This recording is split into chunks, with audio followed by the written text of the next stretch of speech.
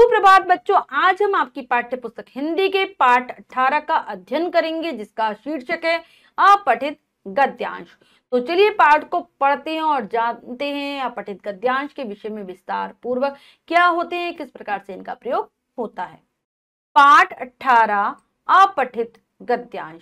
अपठित का अर्थ है जो पढ़ा नहीं गया हो, पठित का अर्थ है पढ़ा हुआ। कक्षा में आपको अपनी पाठ्य पुस्तक से पाठ पढ़ाया समझाया जाता है और प्रश्नों के उत्तर समझाए जाते हैं, तब आप पूछे गए प्रश्नों के उत्तर लिखते हैं। जबकि अपठित गद्यांश वे हैं जिन्हें आप पहली बार पढ़कर उनसे संबंधित पूछे गए प्रश्नों के उत्तर स्वयं सोचकर लिखते हैं। तो पठित का तो अर्थ होता है पढ़ा हुआ, अपठित जिसको हमने पढ़ाना हो, यानी कि उसे हमने अपनी पाठ्य पुस्तक में नहीं पढ़ा और हमें यार सामने ऐसा गद्यांश है जो हमने पहले कभी नहीं पढ़ा, ठीक है, उसका हमें पढ़ना होता है और फिर उससे संबंधित प्रश्नों के उत्तर हमें बताने होते हैं, सोचकर लिखने होते हैं। तो यहाँ पर हम पढ़ेंगे कुछ ऐसे ही अपठित गद्यांशों के विषय में। पहला गद्यांश है, सुभाष चंद्र बचपन से ही बड़े मेधावी और स्वाभिमानी थे। एंट्रेंस की परीक्षा प्रथम श्रेणी में उत्तीर्ण करने के पश्चात वे कोलकाता के प्रेसिडेंसी कॉलेज में पढ़ने लगे। इस कॉलेज में भारतीय विद्यार्थियों को अंग्रेज अध्यापक और अंग्रेज विद्यार्थी तिरस्कार की दृष्टि से देखते थे। इसे सहन करना सुभाष के स्वभाव में ना था। इसी कारण उन्होंने एक दिन अंग्रेज अध्यापक का अपमान कर दिया, इसलिए उन्हें कॉलेज से निकाला गया। बाद में उन्हें कोलकाता विश्वविद्यालय में प्रवेश मिला। वहां से उन्होंने प्रथम श्रेणी में बीए की परीक्षा उत्तीर्ण की। ठीक है, ये हमने पढ़ लिया और हमेशा जब भी आप इसके प्रश्नों के उत्तर देते हैं गद्यांश को हमेशा 2-3 बार पढ़ेंगे। अब है निम्नलिखित प्रश्नों के उत्तर लिखो। अब यहाँ पर जो प्रश्न दिए गए उसके उत्तर आपको देने हैं। ठीक है, पहला है सुभाष चंद्र बोस बचपन में कैसे थे। ठीक है, मैं बता रही हूँ आपको, लेखन का कार्य आप स्वयं कर लेंगे बच्चों। पहला प्रश्न है यहाँ पर, सुभाष चंद्र बोस बचपन में कैसे थे। बच्चों जब आप पहले प्रश्न का उत्तर देंगे तो कैसे लिखेंगे, सुभाष चंद्र बोस बचपन में बड़े मेधावी और स्वाभिमानी थे, ऐसे लिखेंगे।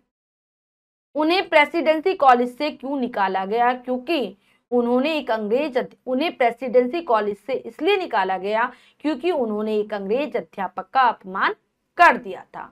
अंग्रेज भारतीय विद्यार्थियों से कैसा व्यवहार करते थे, तो अंग्रेज भारतीय विद्यार्थियों को तिरस्कार की दृष्टि से देखते थे। तिरस्कार मतलब अपमान की दृष्टि से देखते थे। नेक्स्ट है, सुभाष चंद्र ने बीए की परीक्षा कहां से और किस श्रेणी में उत्तीर्ण की, तो सुभाष चंद्र ने बीए की परीक्षा कोलकाता विश्वविद्यालय से प्रथम श्रेणी में उत्तीर्ण की। तिरस्कार के लिए एक अन्य शब्द अनुच्छेद से चुनकर लिखो, तो तिरस्कार के लिए एक अन्य शब्द जो हमारे अनुच्छेद में ही आया वो है अपमान। ठीक है, अंग्रेज में ई प्रत्यय तथा अध्यापक में ई का प्रत्यय लगाकर नए शब्द लिखो। तो अंग्रेज में अगर हम लगाएंगे ई तो अंग्रेजी बनेगा और अध्यापक में ई का लगाएंगे तो अध्यापिका बनेगा। ठीक है, लिख लेंगे। फिर है समानार्थ शब्द लिखो, समान, मेधावी होशियार, या हम कह सकते हैं प्रतिभाशाली, उत्तीर्ण पास, अध्यापक क्या हो जाएगा शिक्षक। ठीक है, समानार्थी शब्द हो जाएंगे। तो बच्चों इस प्रकार से आपको लेखन का कार्य करना है, ध्यान से करेंगे। इसके बाद हमारा एक पद्यांश दे रखा है, ये भी अपठित पद्यांश ही है जिसको आपने पहले नहीं पढ़ा, कविता का अंश है। ये पेड़ पौधे हैं न्यारे, सहज सच्चे मित्र प्यारे, अन्न उपजाते फूल महकाते, शाक सब्जी भी उगाते, मीठे मीठे फल बरसाते, सबके मन को हैं ये भाते, पथिक को विश्राम देते, सुगंध शीतल छांव देते, नीड़ देते पक्षियों को, मनुष्य को धन धान देते, बने जीवन के सहारे पेड़ पौधे से न्यारे, है सभी को शरण देते, शुद्ध वातावरण देते, औषधियां विविध उगाकर दूर करते रोग सारे, है चिकित्सक वैद्य हमारे, ये हैं पेड़ पौधे न्यारे। तो ये पद्यांश है, इसको आप 2-3 बार पढ़ेंगे और फिर प्रश्नों के उत्तर देने का प्रयास करेंगे। एक बार देख लेते हैं क्या पूछा है। निम्नलिखित प्रश्नों के उत्तर लिखो। पहला प्रश्न है, कविता का उचित शीर्षक दे, तो हमें नाम देना है। तो क्या दे सकते हैं हम नाम, पेड़ पौधे, या फिर पेड़ पौधे हैं न्यारे, ये भी दे सकते हैं। पेड़ पौधे हमारे लिए क्या क्या उगाते हैं, क्या क्या उगाते हैं यहाँ पर हम देखेंगे क्या क्या उगाते हैं। वो पेड़ पौधे हमारे लिए अन्न, शाक सब्जी, फूल, इन सभी को उगाते हैं।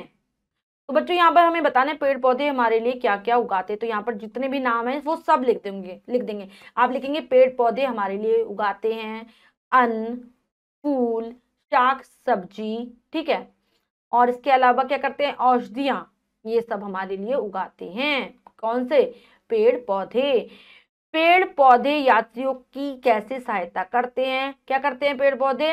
यात्रियों को विश्राम देते हैं और साथ ही साथ उन्हें क्या करते हैं? शीतल शीतल छाया भी देते हैं। शीतल छाया देते हैं ना, शीतल छाया भी देते हैं।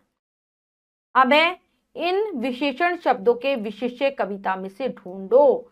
सच्चे, तो यहाँ पर बच्चों विशेषण शब्द दे रखे हैं, हमें विशेष्य बताने हैं। तो यहाँ पर सच्चे क्या है? सच्चे का क्या हो जाएगा हमारे? सच्चे मित्र, मित्र हो गया। और फिर शुद्ध, शुद्ध का क्या होगा? ऊपर से देखते रहेंगे हमारे लिए, हमारा क्या आ जाएगा शुद्ध का? यहाँ पर है शुद्ध वातावरण, शुद्ध का हो जाएगा वातावरण। मीठे, मीठे का क्या हो जाएगा? मीठे का क्या दे रखा है उन्होंने? फल, मीठे मीठे फल। अब है शीतल, शीतल क्या है? छांव, शीतल छांव देते हैं ना, ये रहा शीतल छांव। ये हो गया हमारा, ये विशेषण है और वो विशेष्य हो जाएंगे। अनेक शब्दों के लिए एक शब्द अनुच्छेद में से ढूंढो। तो हमें अनेक शब्दों के लिए जो ढूंढना है वो शब्द है एक शब्द, ठीक है। जो बीमार का इलाज करे, तो यहाँ पर दे रखा है चिकित्सक या फिर वैद्य, ये दोनों आ जाएंगे हमारे। जहां पक्षी रहते हैं, पक्षी कहां पर रहते हैं बच्चों? क्या देते हैं वो पक्षियों को? देखो ऊपर से देखते हैं, पढ़ते हैं एक बार और। नीड़, नीड़ मतलब होता है घोंसला। जहां पक्षी रहते हो, नीड़। जो दूर दूर की यात्रा करे, जो दूर दूर की यात्रा करते हैं वो क्या होते हैं बच्चों? पथिक, पथिक, पथिक दिया हुआ है ना यहाँ पर, तो हम पथिक लिख देंगे। नेक्स्ट है चारों ओर का परिवेश, उसको हम क्या कहते हैं? वातावरण। चारों ओर का जो हमारे आसपास का जो परिवेश होता है उसको वातावरण कहा जाता है। तो ये आप लेखन का कार्य स्वयं कर लेंगे, ठीक है, ध्यान से करेंगे, ठीक है। सच्चे मित्र, शुद्ध क्या था हमारा? शुद्ध वातावरण, मीठे फल, शीतल छाप। और अनेक शब्दों के लिए उनके शब्दों, यहाँ पे उनके नहीं अनेक शब्दों के लिए एक शब्द अनुच्छेद में से ढूंढो, जो हमने ढूंढा है। जो बीमार का इलाज करे, चिकित्सक या वैद्य। जहां पक्षी रहते हो, नीड़। जो दूर दूर की यात्रा करे, पथिक। चारों ओर का परिवेश, वातावरण, ठीक है। अब आप लेखन का कार्य सुंदर अक्षरों में अपनी अभ्यास पुस्तिका में कर लेंगे।